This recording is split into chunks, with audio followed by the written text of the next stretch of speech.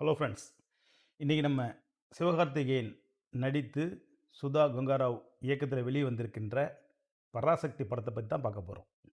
இன்றைய தேதியில் நேத்தி ஒரு படம் வெளியே வந்திருக்கணும். அது பலவிதமான சென்சார் போர்டு பிரச்சனைகளை சந்தித்து அது வராமல் போயிடுச்சு. ஆனால் பல பிரச்சனையை சந்தித்ததாக சொல்லப்பட்ட, ஆனால் எந்த பிரச்சனையும் இல்லாமல் இன்றைக்கி ரிலீஸ் ஆகிட்டு பராசக்தி படம். இந்த பராசக்தி படம் ஏற்கனவே சொல்லியிருந்தாங்க, இது வந்து ஒரு ஹிந்தி எதிர்ப்பிற்கான படம் அப்படின்னு சொல்லியிருந்தாங்க. ஆனால் திட்டத்தட்ட அப்படி தான் இருக்குதா, இல்லை வேறு ஏதாவது மாற்றம் இருக்குதா அப்படின்னு பார்த்தீங்கன்னா, இந்த படம் திட்டத்தட்ட அதை தான் சொல்லியிருக்கு. ஆனால் இந்த படத்தில் வந்து சிவகார்த்திகேயன், அதர்வா, ரவிமோகன், ஸ்ரீலீலா இவங்கெல்லாம் நடிச்சிருக்காங்க. இதில் படம் 1959 ஆரம்பிக்குது. அன்றைய காலகட்டத்தில் தமிழகத்தில், அதாவது அன்றைக்கு சென்னை மாகாணமா சென்னை மாநிலமாக இருந்த, அதாவது மெட்ராஸ் மாநிலமாக இருந்த இந்த ஸ்டேட்டில் தான் அந்த பிரச்சனை ஆரம்பிக்குது. இந்த பிரச்சனை இந்த படத்தில் சொல்லப்பட்டிருக்கிற தமிழுக்கு அகெயின்ஸ்டாவோ, இல்லை இந்தி எதிர்ப்புக்காக படமா அப்படின்னு பார்த்தீங்கன்னா, இந்த படம்லாம் எப்போ ஆரம்பிக்குது? இது மாதிரி இந்தி எதிர்ப்பிற்கான போராட்டங்கள்லாம் 1939 ஆரம்பிச்சிருச்சு. ஆனால் இது அந்த காலகட்டத்தில் சொல்லப்படுற கதை இல்லை. இது 1959 நடக்கின்ற கதை. அன்றைய காலகட்டத்தில் ஹிந்தியை கட்டாய மொழியாக திணிக்கும் பொழுது மாணவர்களிடையே பெரும் கொந்தளிப்பு ஏற்பட்டு, அதன் பலனாக தான் அன்றைக்கு ஹிந்தியை திணிப்பதை தவிர்த்தாங்க. இது வரலாறு. இந்த கதையை தான் இந்த படமாக எடுத்திருக்கிறாங்க.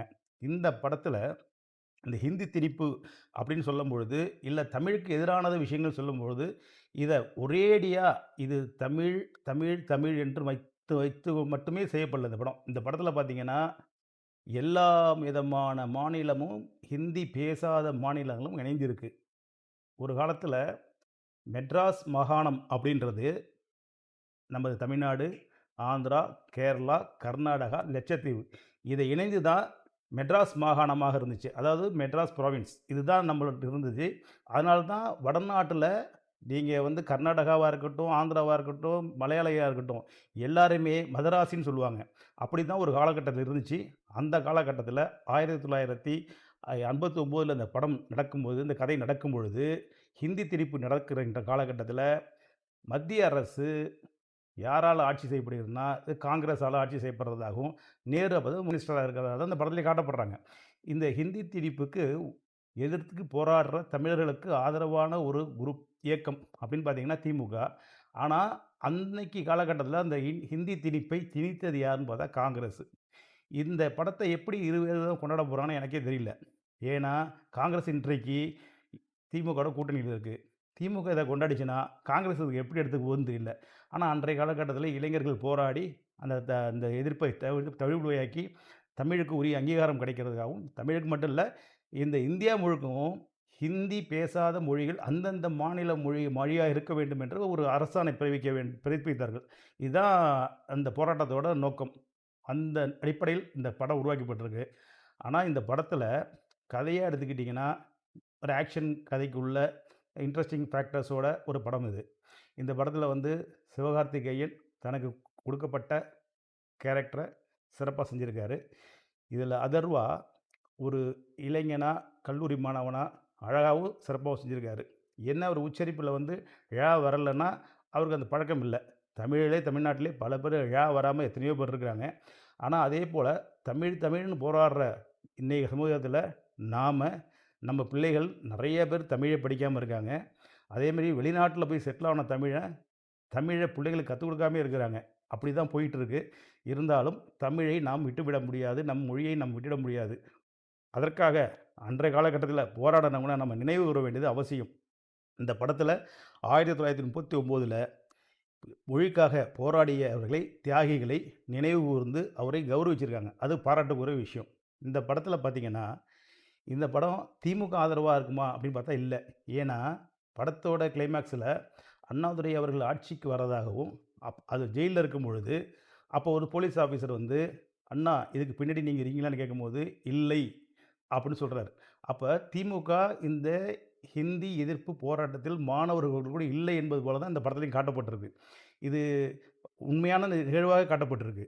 அதே போல் இந்த படங்களில் ஆங்காங்கே சில உண்மை சம்பவங்களையும், சில கற்பனையும் இணைத்திருக்காங்க. ஆனா, இந்த படம் பார்ப்பதற்கு நல்லா தான் இருக்கு. இதில ரவிமோகன் அவர்கள் வந்து வில்லனா பண்ணியிருக்காரு. அவர் வந்து இந்த ஃபேஸ் ஆஃப்ல ட்ரவோல்டா அவர்களை இன்ஸ்பயர் ஆயி, அந்த மாரி ஏன்னா ஒரு ஹீரோ மெட்டீரியலா இருக்கும்போது, ஒரு வில்லன் பண்ணும்போது, சில ஆக்ஷன் வேணும். அது வந்து அவரு இன்ஸ்பயர் ஆயிருக்காரு. அத அழகாவும் பண்ணியிருக்காரு.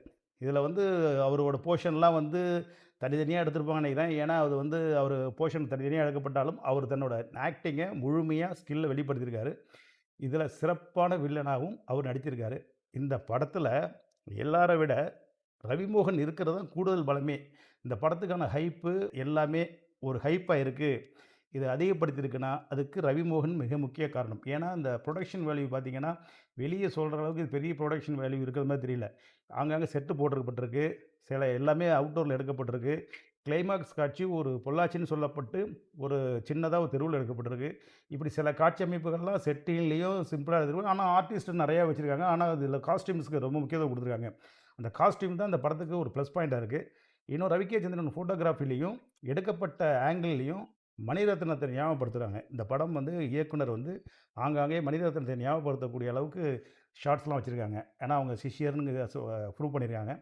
இந்த படம் பீரியட் படமா பார்க்கும்போது ரொம்ப அழகாவே இருக்கு.